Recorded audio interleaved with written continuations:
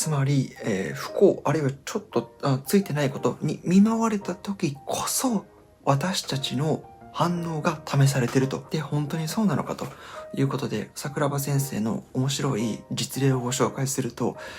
こんにちは。雑学ボットの中の人です。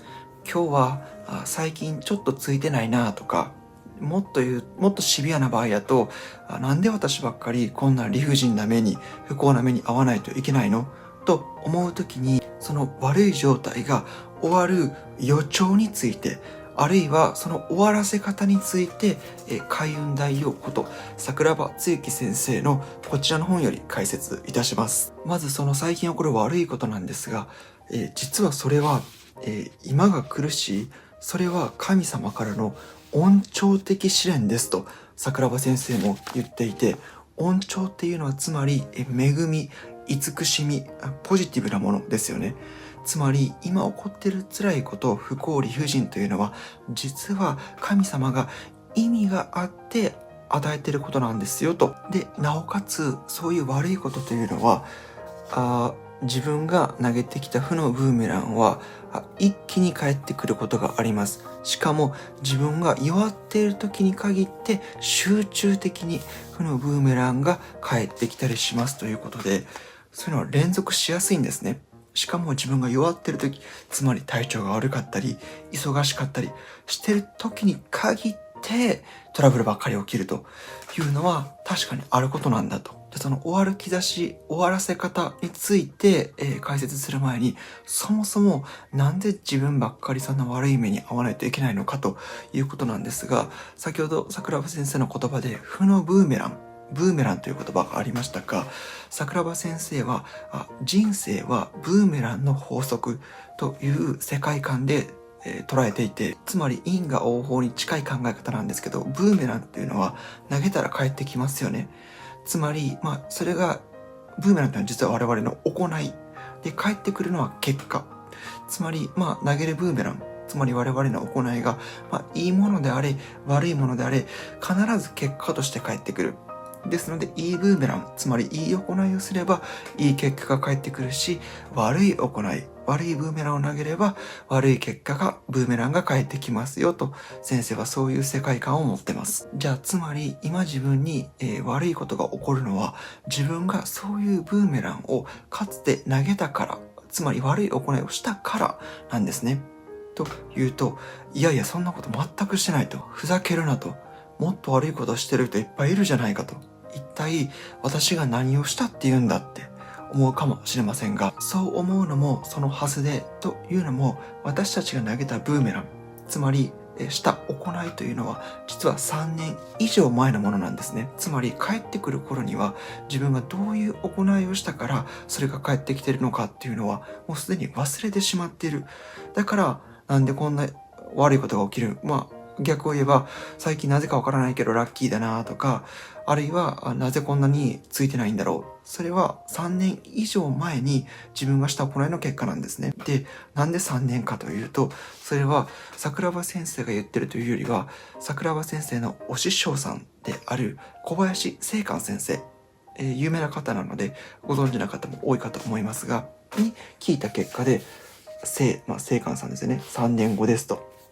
これは小林正観先生と桜庭先生の会話なんですが、この3年後っていう小林正観先生のアンサーを聞いたのはちょっと文脈が違って、ちょっと脱線しますが、桜庭先生はそもそもいいことをしたら早くいい結果に恵まれたいと。で、今いいことしたらいつ自分の人生はハッピーになるんですかと小林正観先生に聞いたところ、小林先生というか正観さんが3年後ですよと言うと、桜庭先生がっかりですよね。3年後と。いやいや、いい行いしたら明日には、もっと言うと今日にも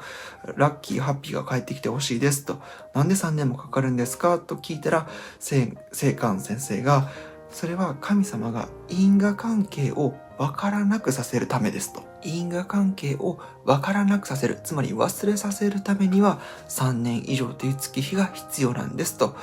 答えられたそうなんですね。いい行いで悪い行いであれ、結局ブーメランは3年以上後に帰ってくると。実際はどうかわかりませんが、3年前に何か自分はじゃあしたんだととりあえずそう考えてみると、今私たちが受けている不幸の意味合い、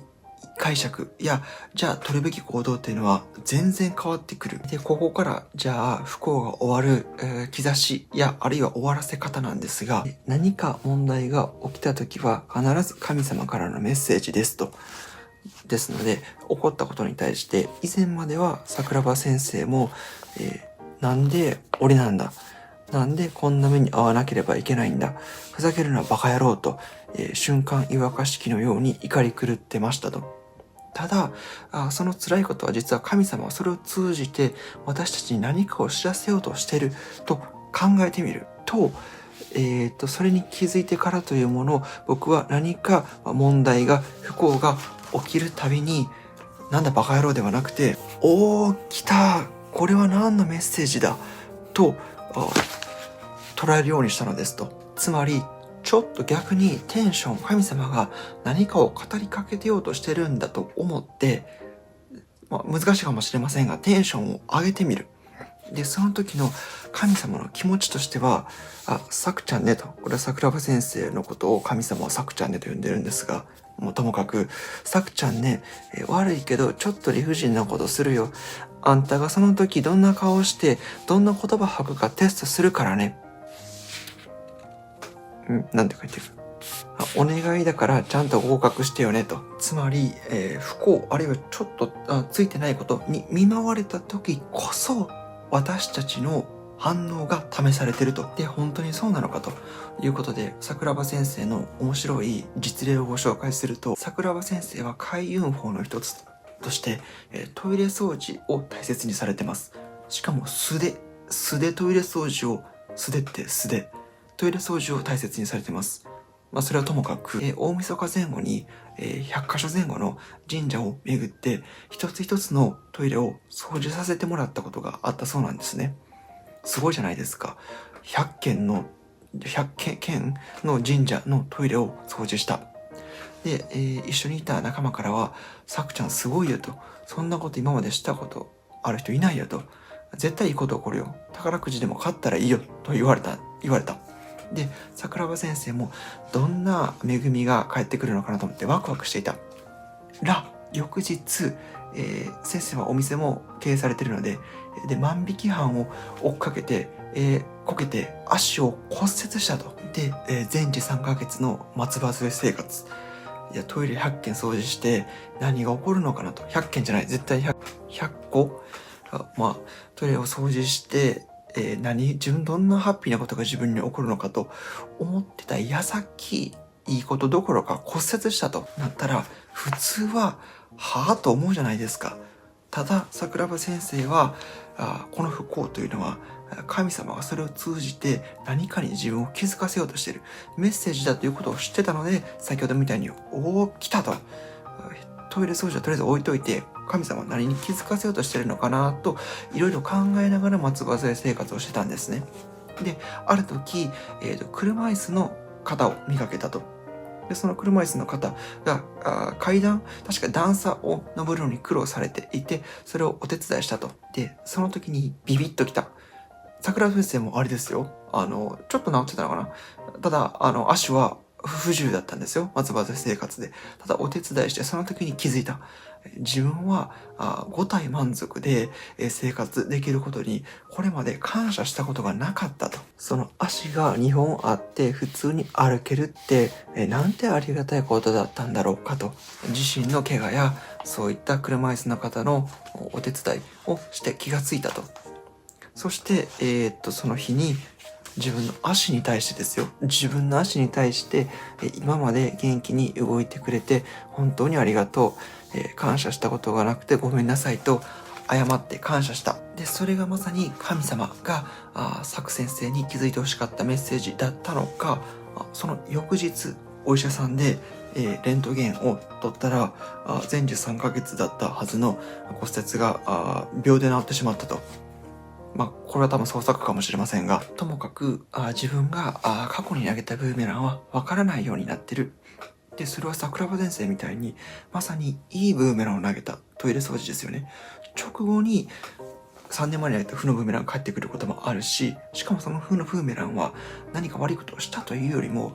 健康に感謝しなかったという不作為ですよね。不作為が負のブーメランになって帰ってきてたんだということはあるので、結局もうわからないと。自分が一体なぜこんな風にやってるのかは。ただ、そこを謙虚に自分が何かした結果だと考えてみる。そしてさらにそこには神様のメッセージが隠れてるんだと思っていろいろと振り返ってみると、理不尽や不幸は断ち切れるし、それはむしろ、不幸や理不尽というのは人生激変の合図です。つまり神様の恩寵的試練です。それに合格すれば人生がいい方向に変わっていくでしょうというお話でした。以上です。このチャンネルはまだまだ垢抜けませんが、毎日配信頑張っておりますので、明日も夜の7時、19時頃に遊びに来ていただけると大変励みになります。最後まで見ていただきありがとうございました。今日も皆様にとって素敵な一日となりますよう。いってらっしゃい。